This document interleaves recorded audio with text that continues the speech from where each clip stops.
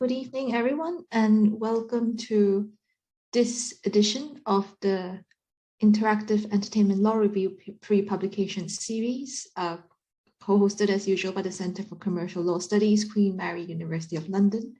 And the title of today's event is End User License Agreements, or EULAs, Friends or Foes. And this, as usual, is focused around one of the articles that will be published, actually have been or will be, I'm not sure which one, very bad of me, in issue 5.1 of the Interactive Entertainment Law Review, the title of this being End User Flexibilities in Digital Copyright Law, an Empirical Analysis of End User License Agreements.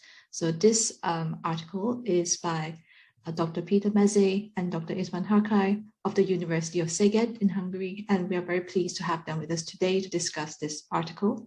And also with us on the panel to discuss this are Professor Eleonora Rosati of Stockholm University and Professor Uma Suthersanen of Queen Mary, University of London. And so obviously this addresses an important issue that is at the heart of copyright law, which is about end user freedoms, or as some jurisdictions call them, user rights.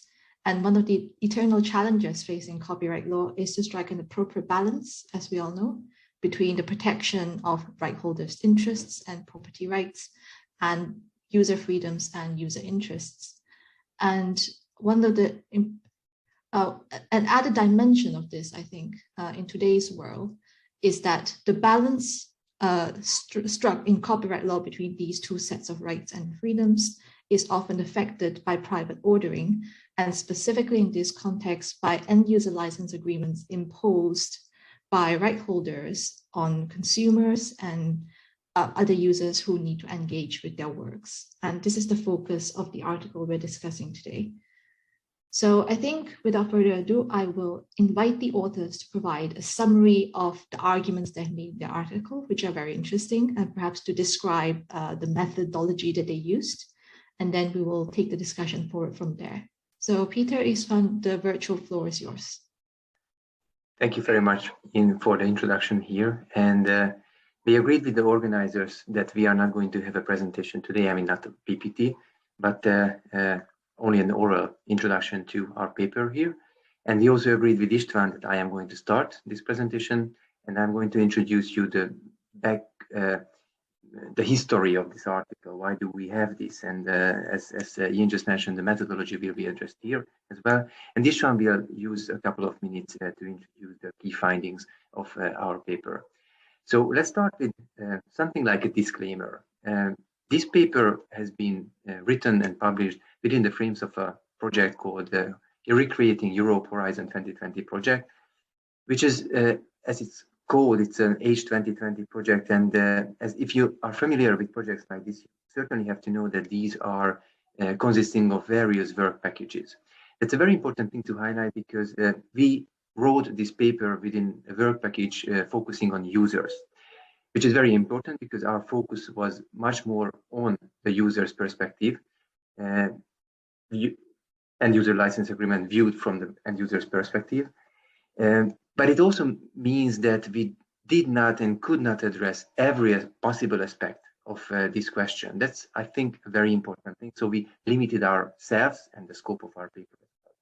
The second thing I wanted to mention here is that we spent quite a lot of time on discussing in between ourselves what methodology to apply. It sounds silly to mention this, but partially because of the Horizon 2020 project, as well as the very special focus of our paper, we really had to approach the question properly. Why do I say this? Comparative law and comparative methodology is something that many people use or think they use. In general, comparative methodology usually focuses on either so-called macro level or micro level issues.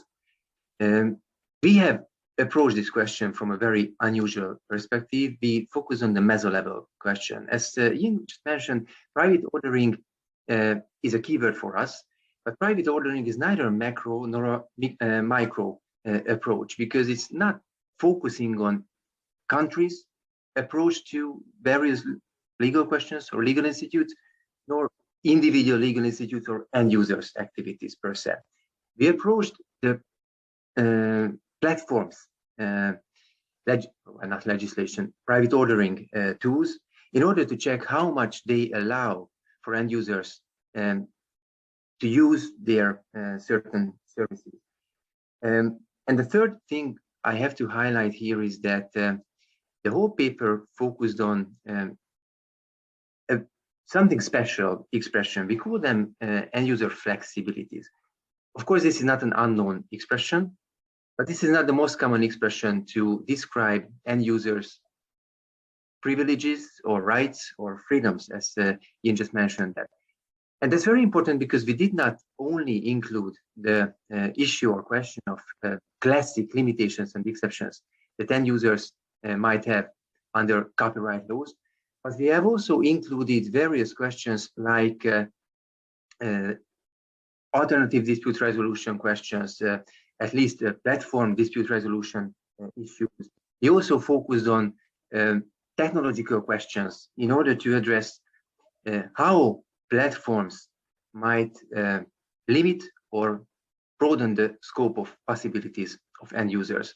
So again, we didn't invent any new concept here, but we certainly limited the scope of our discussion and analysis to those kind of legal tools and concepts which first platforms can deal with, so they have freedom to deal with these, and that are allowed for end users to apply the platform's services.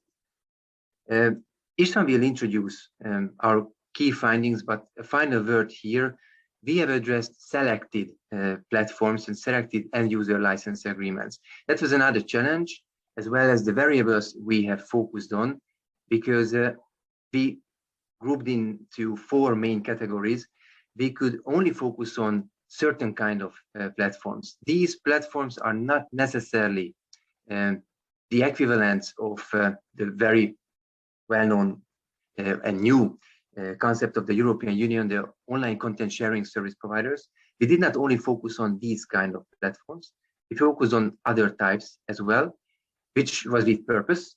And I will also mention it at the very end, or maybe throughout the discussion, with purpose also in the mind that we, within the Horizon 2020 project, we have to carry out a second phase research, focusing on how the platforms will comply with the CDSM directive's obligations under Article 17.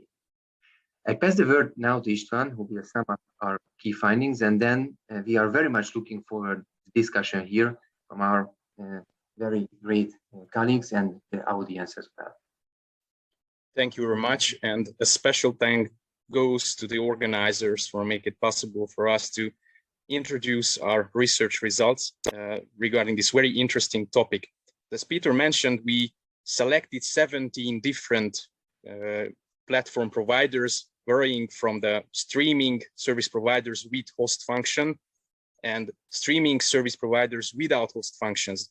The comparison between these 2 platform providers is significant. You will see when I will talk about the key findings because of the UGC effect. The third group that we focused on is the online marketplaces. We selected these with regard to the online gaming environment. There is for example, the Steam, the Electronic Arts Origin, and we also focused on one of the biggest online marketplace, the Amazon. And we also kept in mind that there are a big market for smartphones, and digital services can be accessed via smartphones. So we analyzed the end user license agreements of the Apple Media Service and Google Play. The fourth group of service providers are the social media platform providers. And getting back for just one sentence to the streaming with host function and streaming without host function, there is a significant difference because in the first group, we have SoundCloud, Bandcamp, YouTube, Twitch, Dailymotion. And in the second one, we have Spotify, Netflix, and Disney+.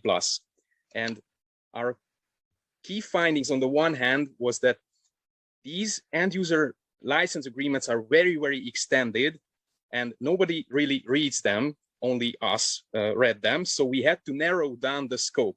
And first we put the research results into a very, very extended Excel file. And after comparing these end user license agreements regarding these 17 different platforms, we identified 8 different variables. And based on these 8 different variables, we tried to give a grade, a flexibility index to these different platform providers. What kind of variables am I talking about? On the one hand, it was sort of a similarity between these 17 different end user license agreements, that all of them had something to say about the extent of the access right. So what the users can do with the platforms, mostly viewing, listening, watching, access to the content. Second of all, it was also a common element in these end user license agreement that there are a broadly defined group of restricted uses that the users are not entitled to perform or to perform in the platforms. Third, as I referred to when I talked about the comparison or the differences between the streaming platform providers with host function and without host function, that there is a significant contributing factor regarding the allowance of the user-generated contents. Because if the users have a possibility to create content, to upload the content on the platform, and to interact with each other via the content, it increased the flexibility of the platform significantly. The fourth variable was the license granted to the platform or other users using the platform over the UGC. Fifth, and it was a very significant variable, was the technological restriction measures on the access, which narrowed further down the extent of the access right. And of course, there were 3 other variables, starting with the family sharing and other types of transfer of subscription or the content, and modification of the terms and conditions of the end user license agreement. It was also very interesting what the users can do with the end user license agreement or what they cannot do. And last but not least, we were interested in whether there are any kind of procedural safeguards in favor of the end users. And as Peter already mentioned it, this will be the subject matter or the subject of our second phase research. We will focusing on the OCSSPs, whether they have anything to say about the newly defined procedural safeguards established by the CDSM directive. So the key findings can be concluded that if the platform operates on, or the business platform the business model of the platform is built on the massive distribution of user-generated contents, it will be much more flexible because the users have much flexibility, much place to interact with each other, much place to share their contents. Meanwhile, those platforms that are only provide access to already licensed materials, for example, Netflix, reached a lower score of user flexibility index. So thank you very much. These were the key findings of our research. And I pass the floor back to Yin. Thank you very much, Peter and Isman. And let's kick off the discussion. I think we have some questions from Uma, who has told me that she has questions. So what would you like to ask the authors first, Uma? Thank you very much, Yin Han, and thank you very much to both of you for, I don't want to say making me read the paper. Mihaela did that, but I was so glad to read it. It was really, really interesting, and I think totally useful to have such amazing empirical work, across the board, across all those networks and platforms. And I was actually quite pleased to see that some parts of competition law and network effects actually kicked in, and it wasn't a pessimistic scene. My questions, however, are on a more pessimistic perspective. So just to start with, the first questions really I had was, it comes some concerns as to whether you saw the EULAs in any way or form taking into account international norms or rule of law. The easiest one is the ones that come from copyright law, like accepted norms from the Berne, WIPO treaties, etc., etc. Did you see them coming into place? And I think you also expressed that concern in relation to the fundamental freedoms. For example, freedom of expression, etc. You did say, you mentioned it in the paper that you saw some, how shall I say, letting go of such values within the EULAs. And so I wanted to know, from an international perspective, did you see the same effect as well? And this is connected to the second question, which is, so many questions. The second question, which is whether you see any reform in the future, if there is reform in the future. And I know there has been a position paper put for the European Commission on changing the Unfair Contracts Terms Directive for digital services. Should it take into account things like UNIDROIT?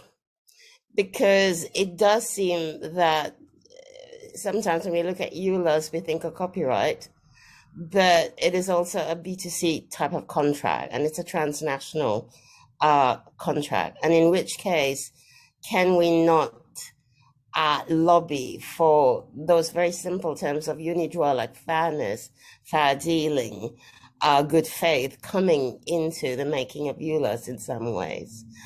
This concern comes because I just think a lot of EULAs seem to be quite US biased. Okay.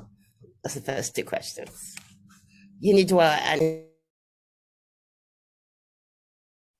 and... Should we answer now, or should we wait for Eleonora as well? What's your recommendation?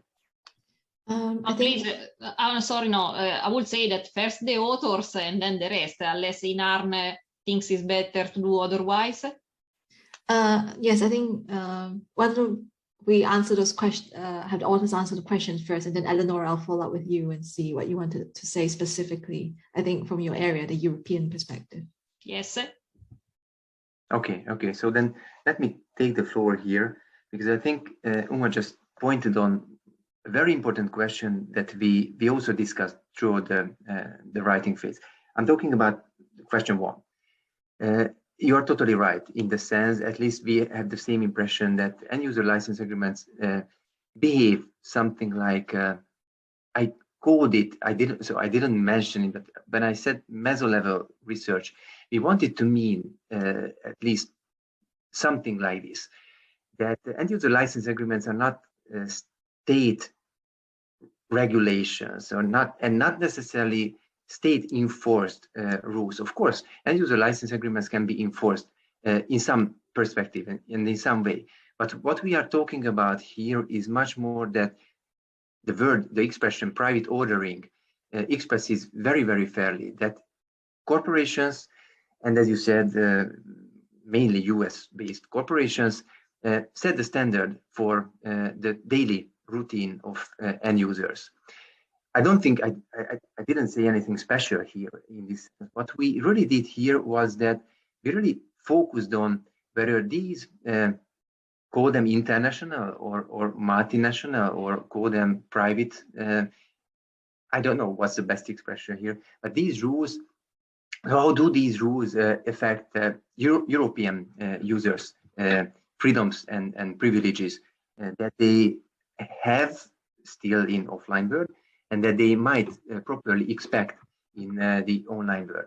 I'm not going to talk about exhaustion here.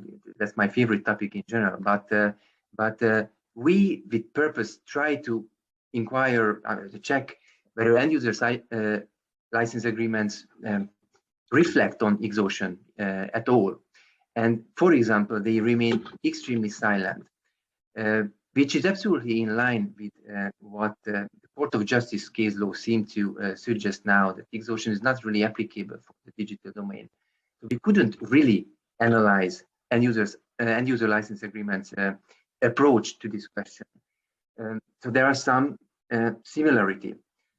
On the other hand, there are plenty of things related to especially classic limitations and exceptions, including private copying, including parody, educational questions, where end-user license agreements almost always remain silent.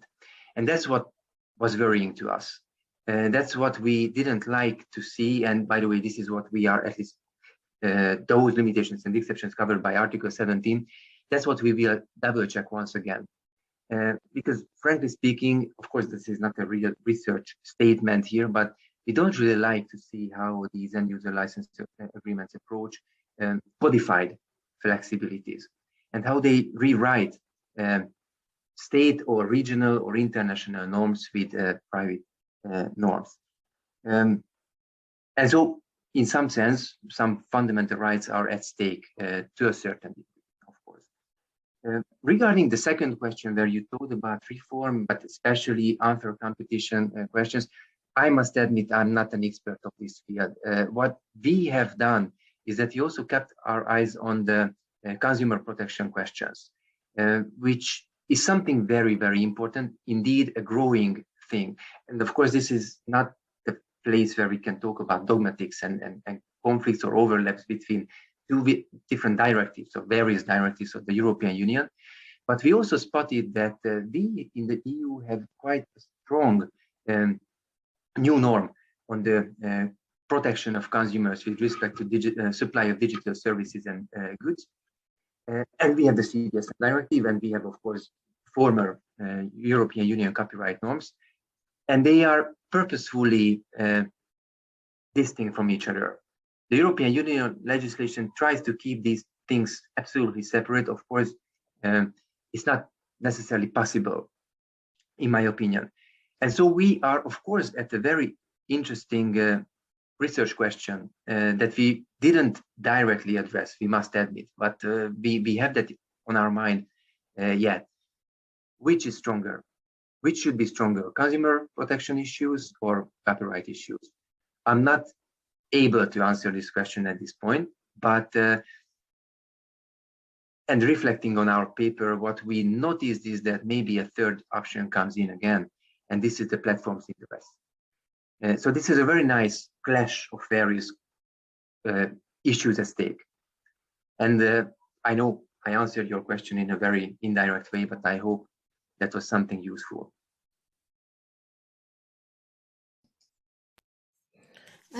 Ian, do I get back to Peter or shall I just wait? Oh, if you would like to, Uma. I think one of the things I just want to quickly say, I was intrigued with the use of flexibilities.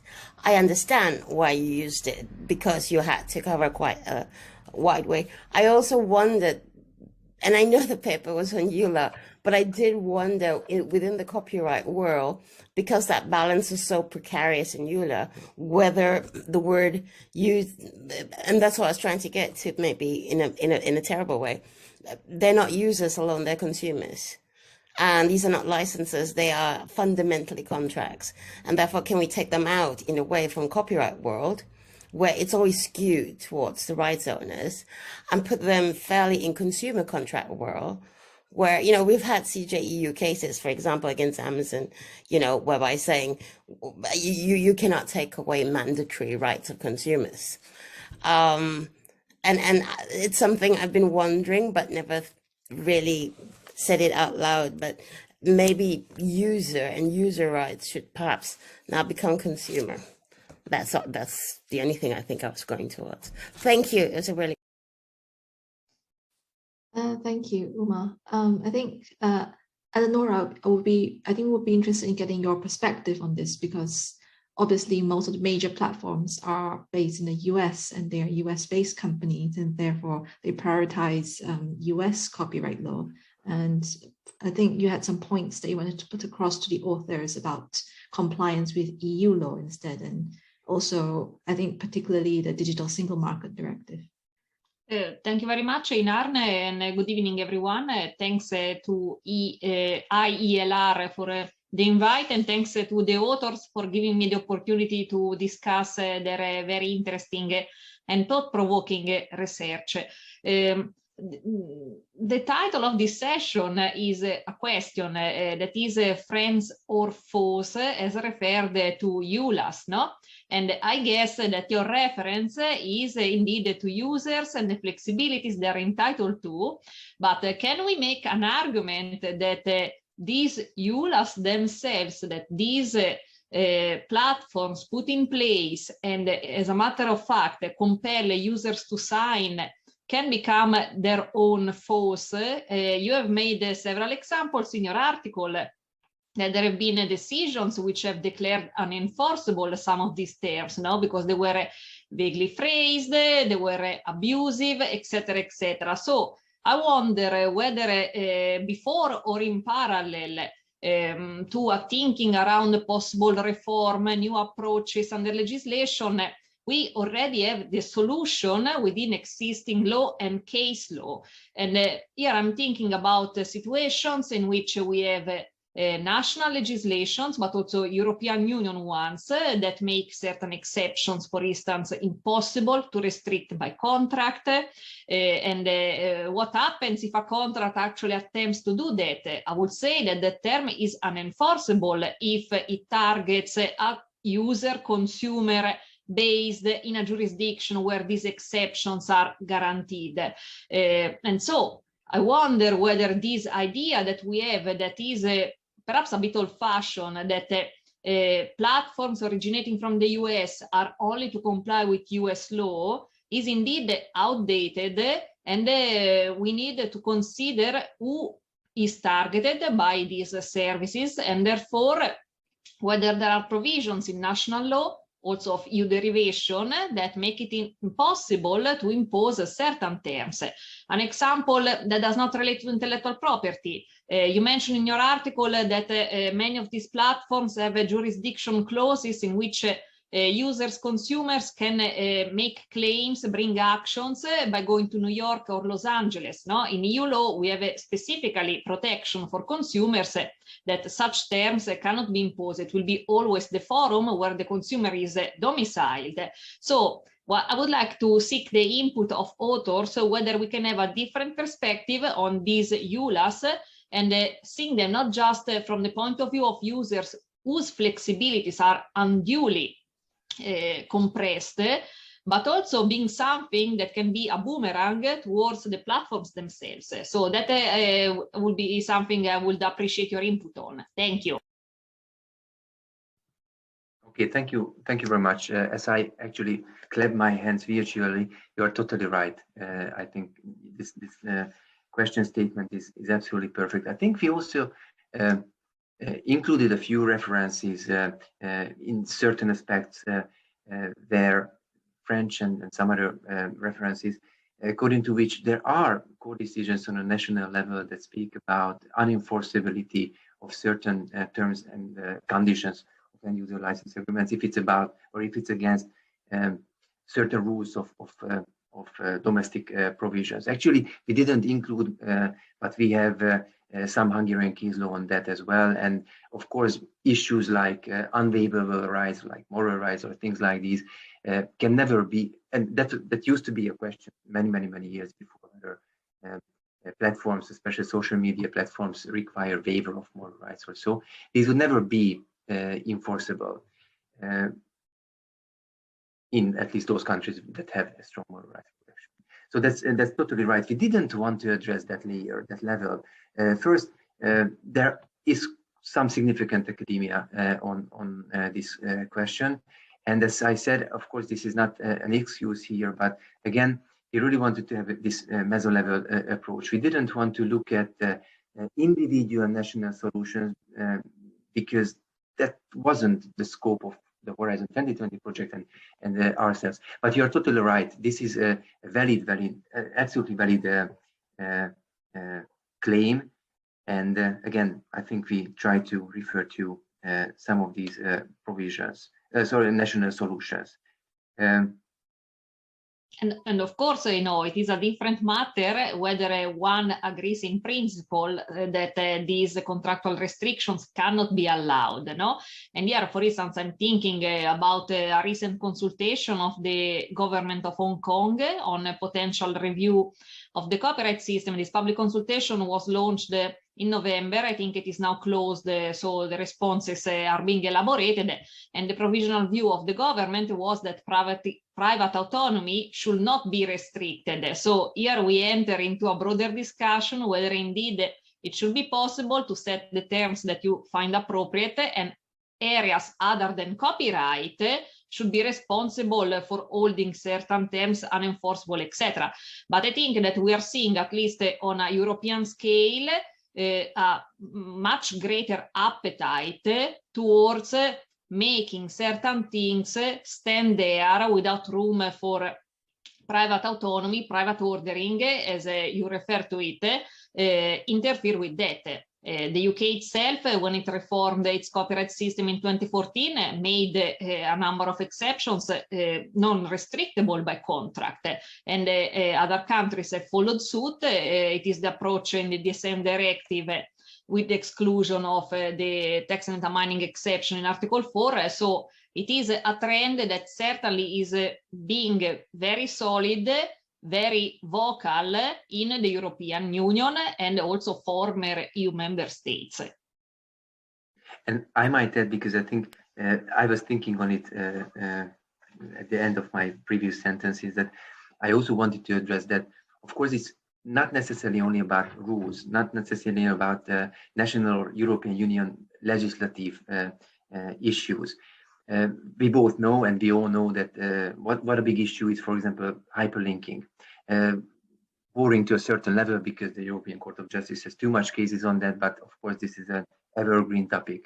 But many of people from the audience should certainly know about the changes of American case law related to linking as well, but in general to the so-called server test, which you also mentioned in the paper as one example, but a very, very strong example, which heavily affects the daily routine in Europe as well, because as we mentioned, and this is actually a fact, the majority of these platforms comply with American rules and case law.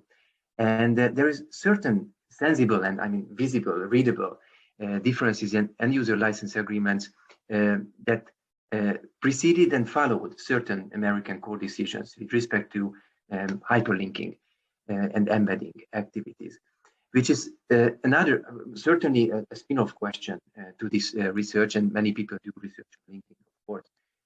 But it's very interesting to see that we are certainly, I mean, whatever the Court of Justice says, and the national courts follow in general the European Court of Justice case law on linking, in just a few months, Americans override these things. So this, I of course, I'm not talking about the ability to foresee the future, but I think this will be one of the most interesting future comparative questions.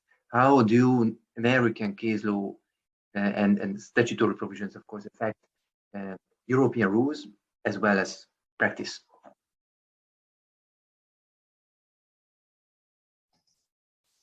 Okay, thank you. That was, I mean, this is really important because I used to joke about copyright law on the internet basically being US copyright law, but now it seems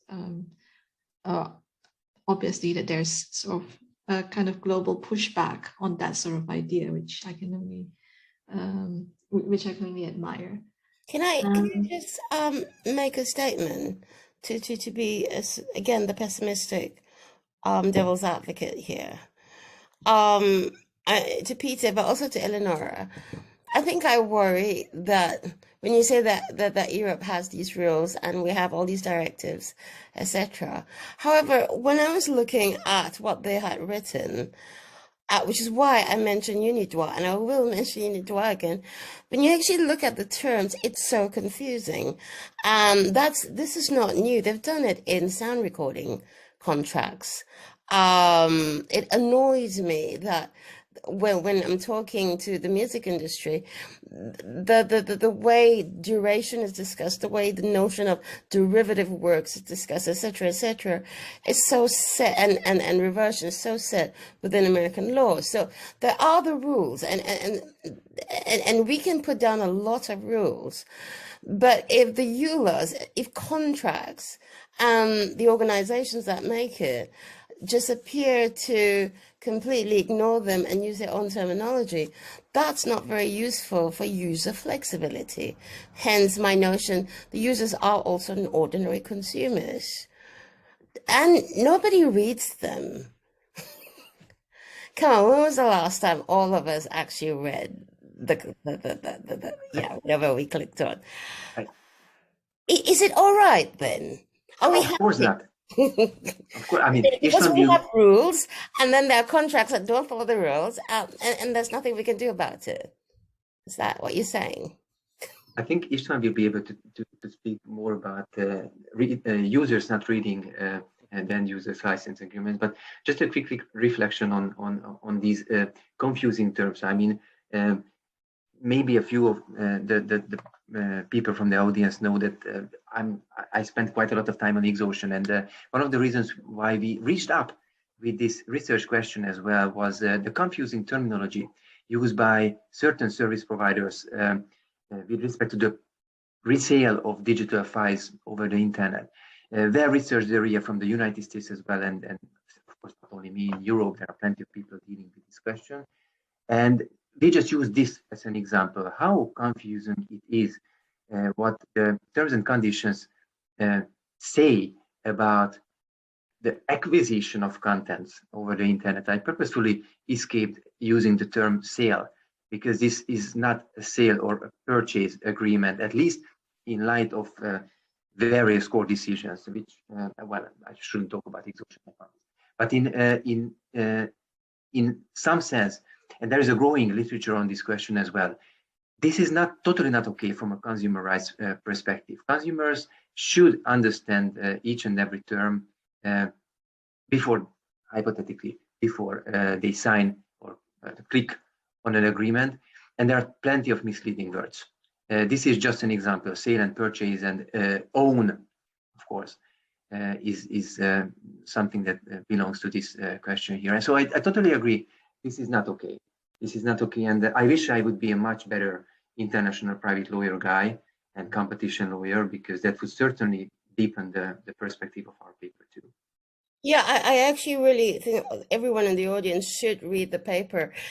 Your boxes, which I was astounded at, of the terms were fantastic. I'm just looking at one, you know, people, Disney says reproduce, Spotify says rip, record, transfer, Netflix says distribute, publish, modify, Spotify says perform, Disney says create derivative works, reverse engineer. I mean, all those terms are completely nonsensical to actually even a lawyer who doesn't deal with copyright law, let alone the, you know. So I thought that was an amazing piece of research.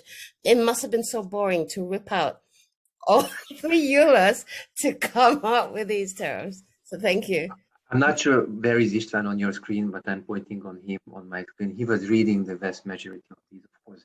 I was reading the significant parts, but Istvan read everything from A to Z. I was smiling a little bit because I have to express my sincere appreciation to the editors of the journal, because the boxes were not made by us. We wrote the text, but they were smarter than us. They asked us to put them into boxes because they said they would look much nicer. And so you see, at least one person conference, they are brighter than us. And we are very happy that it looks, and practically you're right. I mean, it's very, very, very useful to see that on one single question, we have many boxes, but on one single question, there might be at least dozen or 12, it's the same, dozen or 15 different words that these end user license agreements apply. Some are overlapping, but some are totally distinct, of course. Yes, if I may jump in to discuss a bit more this, whether the end user read the actual terms or not. It must be clarified that these are as-is contracts or as-are contracts. So it is not up to the end users to negotiate or discuss the terms with the platform provider, but to agree on, because otherwise they cannot access the content. And of course, as Peter mentioned, I read all of them, which was very a big amount of work to read these 17 end user license agreements. But what was clear for me that, and it was also in our mind to compare or to analyze what the average end user wants. And average end user wants, on the one hand, access the content, and on the other hand, they want to control the content somehow. And they can control the content if it is a tangible physical copy. but they cannot have this possibility. They don't have the possibility to control a digital copy of the content because this control is limited by the end user license agreement, and last but not least, by the technological protection measures and the code itself. So if we have two things that is not read by the end users, on the one hand, it is the end user license agreement, and on the other hand, the code, which runs behind the curtain, which operates the platform itself. So what I refer to here is that end users can upload the content and can share a content if the software allows them to do. So it is very interesting that, yes, end users are not aware of their rights. They are not reading the end user license agreements because they want to have immediate access to the content, and they are not really interested in. So without this article, without this research, I would have never ever read these end user license agreements. But I'm happy that I had a chance because it is very interesting to see what the end users really have in mind. For example, me as an end user, me as an end user want to access, for example, my Steam account, but if I don't have internet access, I cannot play with my computer games. Everything is limited by the terms, and everything is limited by the code itself. So it was very interesting to see. And yes, people are not reading the end user license agreements, but maybe they should. If I may jump in very quickly, I think that the point that Istvan has just made is really the fundamental one, if not the culprit of everything. Because indeed it is not about reading or not reading the terms, it is about what you can and cannot do, and that often turns out to be a technological type of issue. What measures are in place so that you know that if you're able to do it, you can do it. If not, then the terms prevent it. I'm thinking, for instance, about Article 17 of the DSM Directive. This was not part of your article, no? But you are going to expand on this research in the future, so to look into also online content sharing service providers. If we read the provision, it mandates upon these platforms to inform users in their terms that they can rely on these mandatory exceptions: parody, caricature, pastiche, quotation, criticism, and review. Again, how many people will actually bother reading these terms?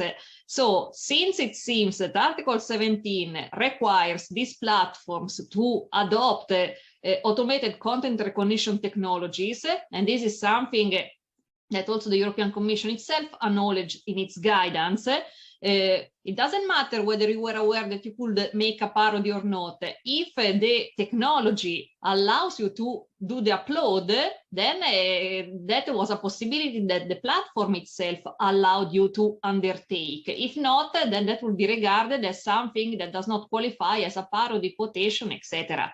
So I just wanted to make this point. I see that both Peter and Istvan have raised their hands.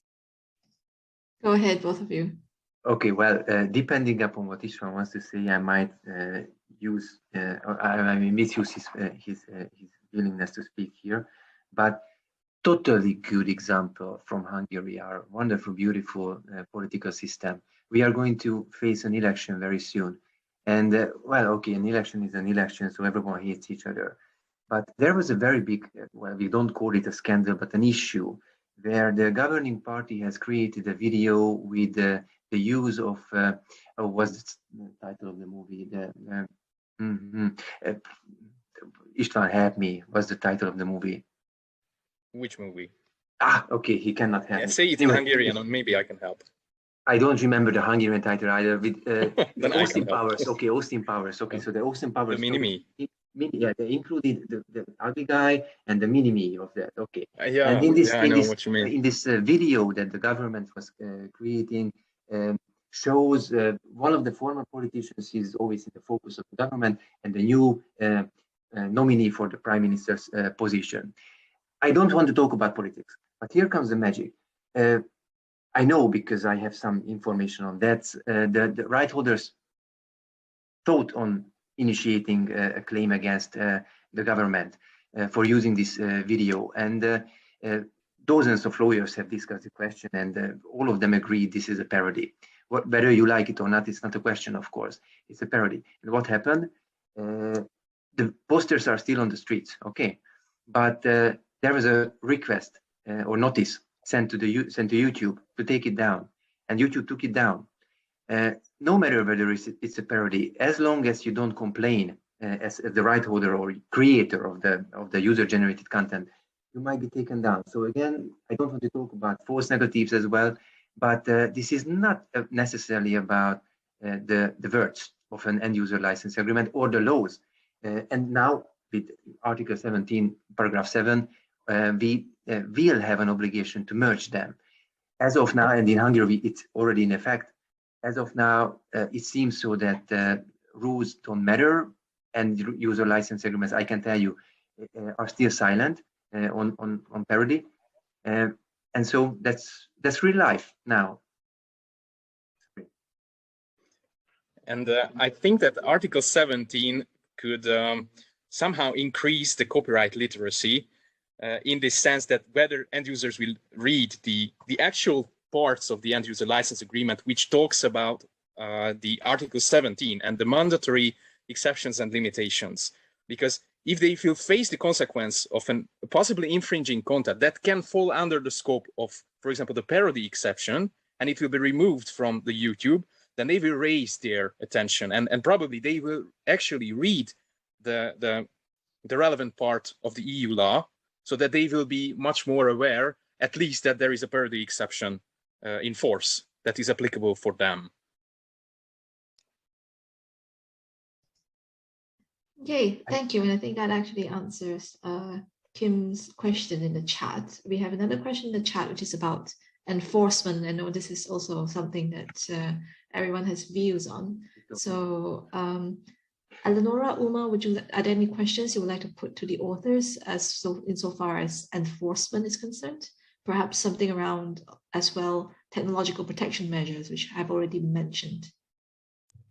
Yes, I would be interested to hear more about how you see the employment of TPMs that featured quite, evidently and clearly in all the most recent developments, whether at international, EU, national level. It is all about TPMs. We have some guidance, but not as much as one might think.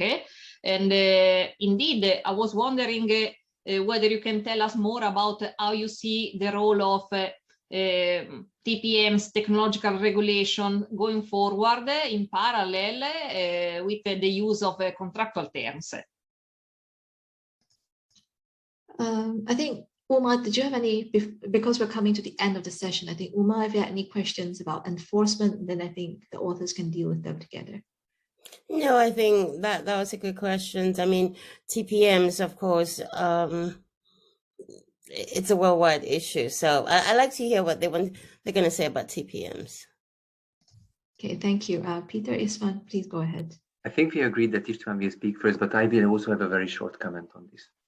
Yeah, I think I've already referred to this issue briefly, that TPMs are or can be read in almost every end-user license agreement that we analyzed, and the TPMs are further restrict the access rights of the users. So it is very interesting that end users have a possibility to access the content, and then there are a long list of acts that they cannot perform, and then comes the TPM, which says that if you are an end user, you have an access, but you cannot circumvent the TPM, and you can do only those things that the TPM allows you. And I think it belongs to the field of code is law, because if the software runs behind the curtain, allows you to access, but the access is further restricted by the TPM, then the end user flexibility will be lower, and you as an end user will have limited chance to interact with the content or to interact with other end users. So it is very interesting that even though they allow the users to access the content, because of course this is their best interest regarding their business models, but they, as gatekeepers offering copyright protected content of a third party, they want to secure the interest of the rights holders and the interest of the platform provider, so they further restrict the access of the end users. It is very interesting in my point of view. And let me very shortly reflect as well, because I think that also brings us back to Richard's question, because he also had a very important question whether we checked how service providers enforce their own terms against end users. I must make it clear that it's not in the paper, but not because we didn't think on questions like these, but because merely the Horizon 2020 project. There is another work package that is focusing on platforms, which includes an extremely detailed and very, very useful mini social sciences direction and analysis of practices of end user platforms. They analyze in another empirical way how platforms apply, by the way, also technical protection measures, and how they apply their own terms against users. So we had to skip this because we knew that other colleagues originally in Berlin, now in Bremen, are doing this. And of course, they have much more experience in this question. But in any case, if you are interested in results like these, because they have results, I am very happy to share their points. We have an interim mapping report, almost 200 pages long, on questions like these in work package 6, where we also have some other tasks. So anytime if you want to read or know more about this, we can point or direct you to exact and much better trained people than we are in this question.